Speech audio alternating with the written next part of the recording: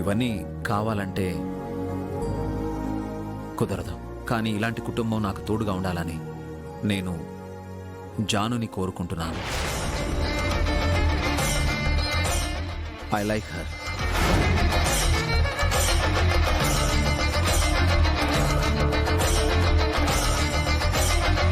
మీరే కాదు అంకుల్, ఒక అబ్బాయి ఇప్పుడే ఒక అమ్మాయిని చూసి అప్పుడే ప్రేమలో పడి వెంటనే నిశ్చితార్థం కోసం వస్తే ఎవరైనా కంగారు పడతారు.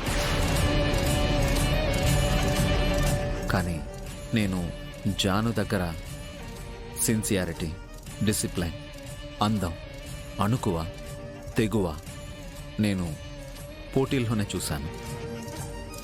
అప్పుడే మా పెళ్లి చూపులు కూడా అయిపోయాయి. మీకు ఈ ప్రపోజల్ నచ్చితే జానుని నాకిచ్చి పెళ్లి చేయండి.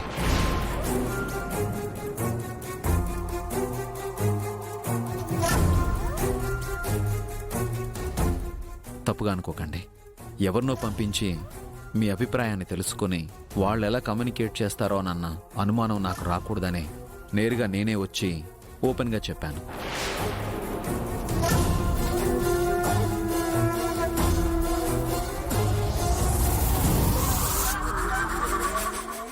This is my visiting card.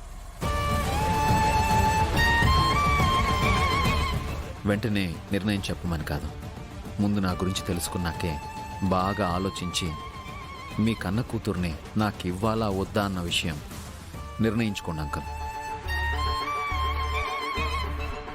ఇదంతా ఎందుకు చెప్తున్నానంటే నాకు కావాల్సింది భార్య మాత్రమే కాదు, మీలాంటి కుటుంబం.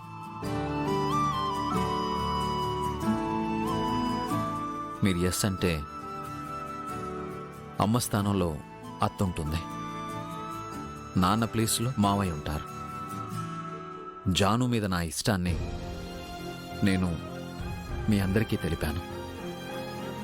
ఇందాక కూర్చోమన్నారు కదా, నేను కుర్చీలో కూర్చోవాలి అనుకోవడం లేదు అంకల్.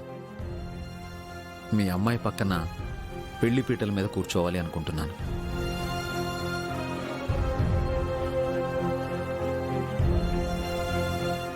It's my wish. ఆ పైన యాజ్ యువర్ విష్.